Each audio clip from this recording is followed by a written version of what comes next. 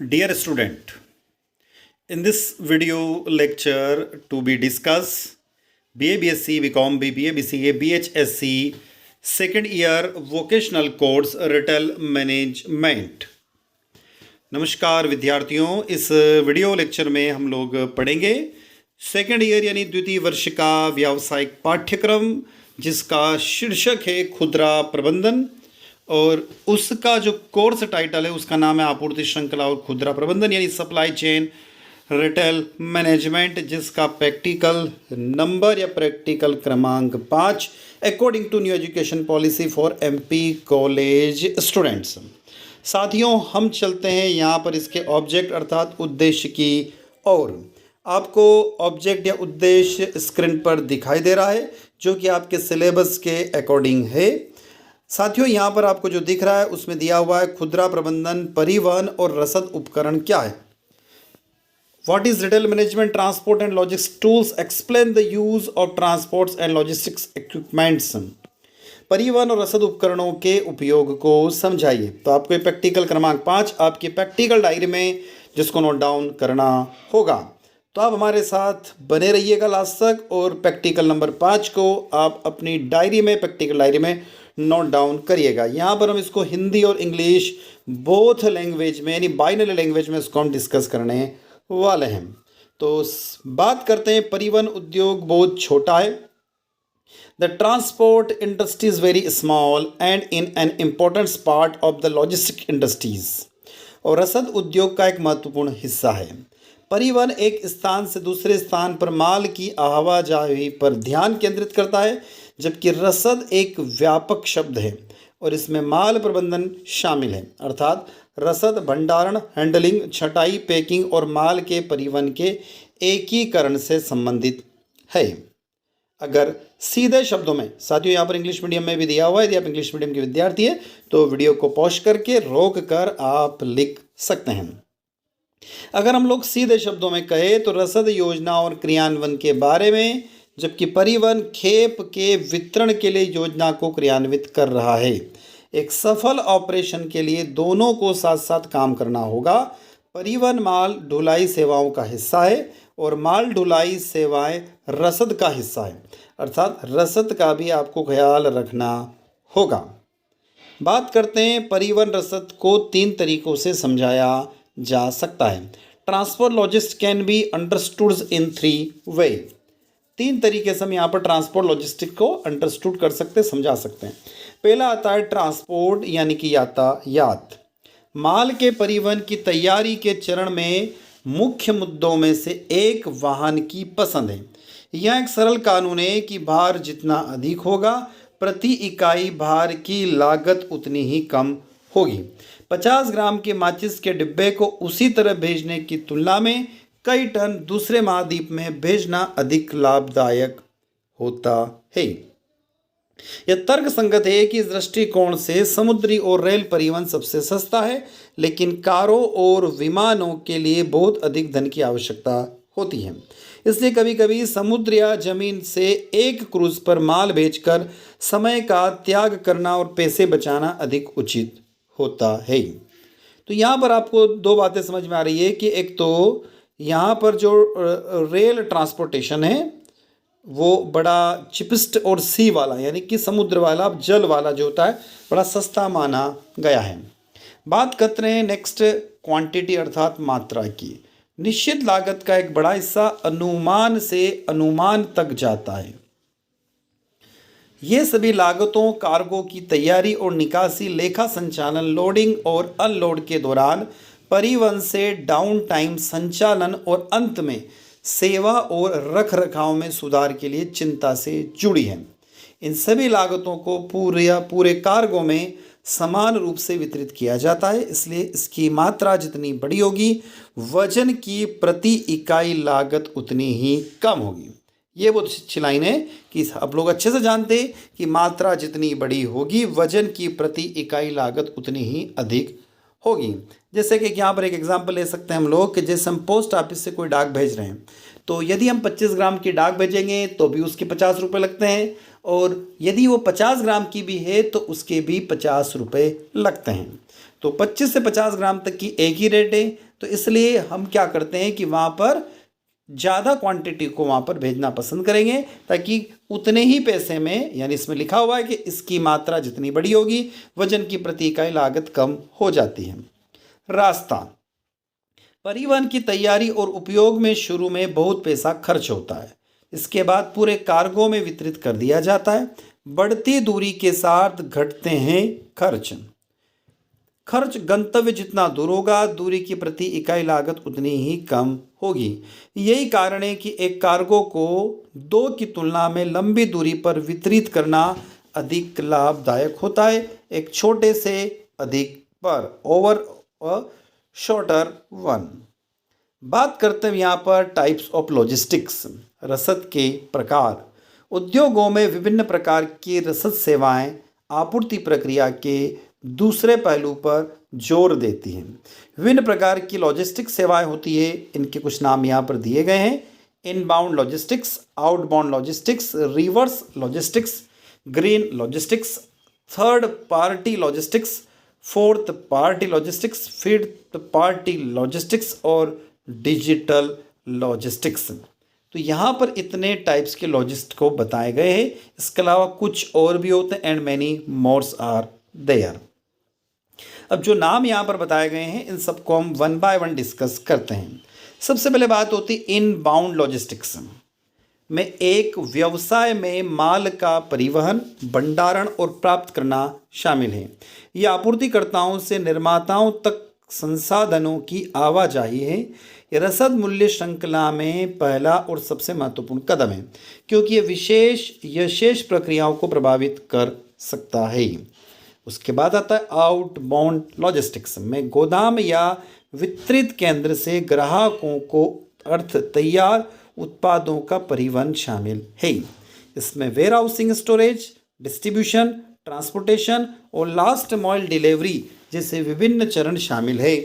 Outbound logistics का प्राथमिक उद्देश्य ग्राहकों की बेहतर संतुष्टि है। बात आती है रिवर्स लॉजिस्टिक्स की, अंतिम उपयोगकर्ताओं से उत्पाद को वापस गोदाम या वितरण केंद्र तक पहुंचा रहा है। यह रिटर्न और रिकॉल से जुड़ा है, लेकिन इसका उपयोग रिसाइकलिंग कार्यक्रमों, संपत्ति की वसूली और निपटान के लिए भी तैयार किया जाता है। रिवर्स लॉजिस्टिक्स का उद्देश्य उत्पादों के मूल्यों को पुनः प्राप्त करना है। संतोषजनक रिटर्न अनुभव के माध्यम से ग्राहकों की संतुष्टि सुनिश्चित करना और बर्बादी को कम करना है। उसके बाद आती है ग्रीन लॉजिस्टिक्स। ग्रीन लॉजिस्टिक्स ग्रह पर आपूर्ति श्रृंखला गतिविधियों के पर्यावरण प्रभाव के मापने और कम करने का वर्णन करता है। सेवाओं की गुणवत्ता और ग्राहकों की संतुष्टि से समझौता किए बिना इसे लागू करना जरूरी है। और लॉजिस्टिक्स के अंदर ग्रीन लॉजिस्टिक्स बहुत महत्वपूर्ण है, क्योंकि इसमें ध्यान रखा जाता है कि ट्रांसपोर्टेशन के दौरान पर्यावरण का प्रदूषण कम से कम हो, यानी एनवायरमेंटल जो है हमारा कम से कम अफेक्ट हो।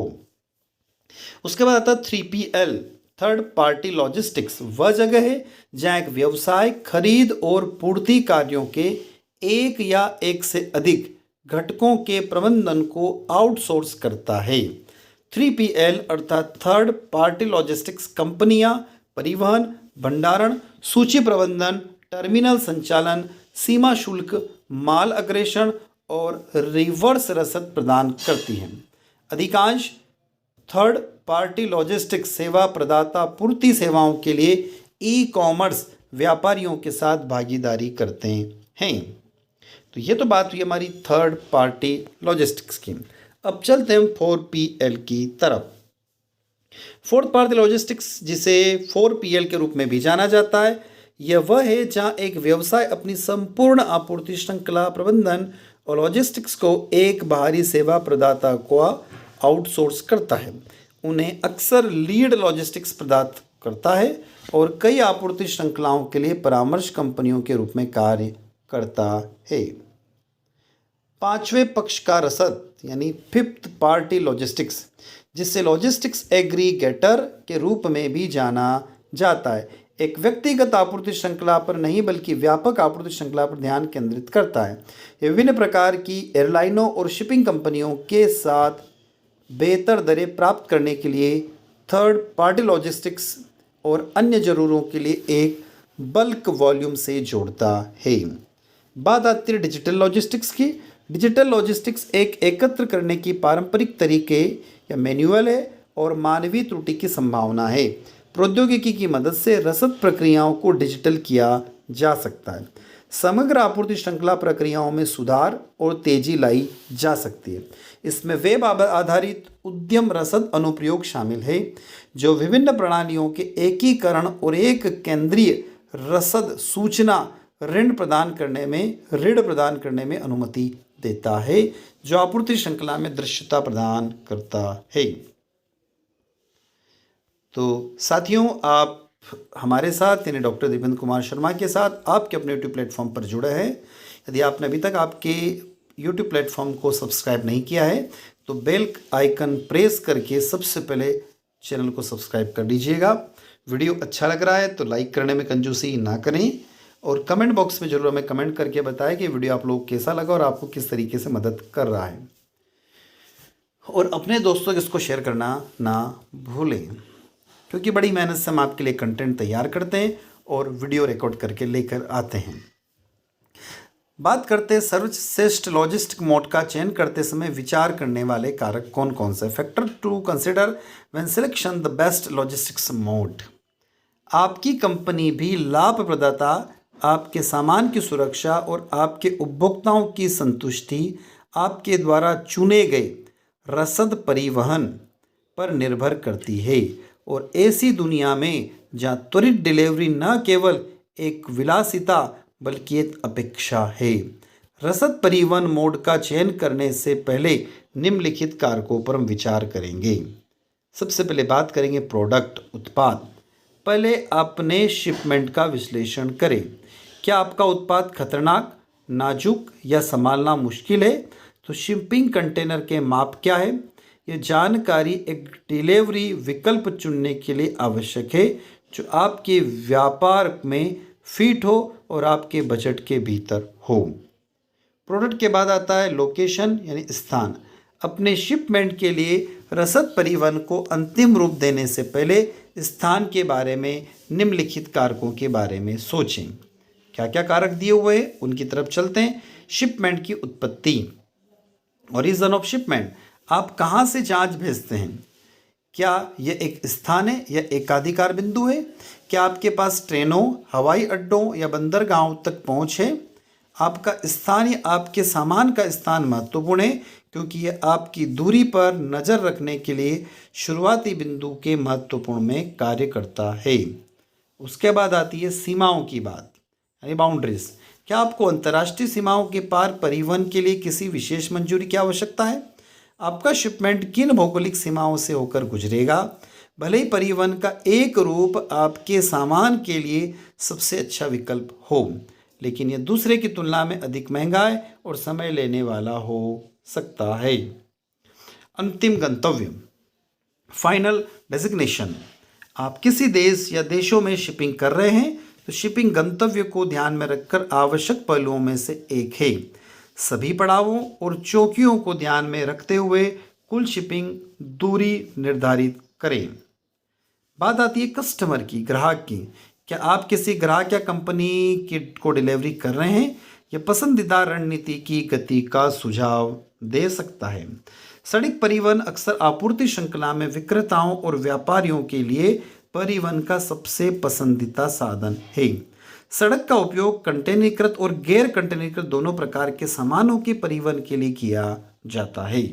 यहाँ तक कि समुद्री और हवाई कार्गो मोड भी प्रथम और अंतिम मील परिवहन के लिए सड़क परिवहन का उपयोग करते हैं। तो साथियों, ये था आपका लॉजिस्टिक्स से जुड़ा हुआ रिटेल मैनेजमेंट का प्रयोग नंबर 5 द्वितीय वर्ष यानी सेकंड ईयर के विद्यार्थियों का व्यावसायिक पाठ्यक्रम के अनुसार।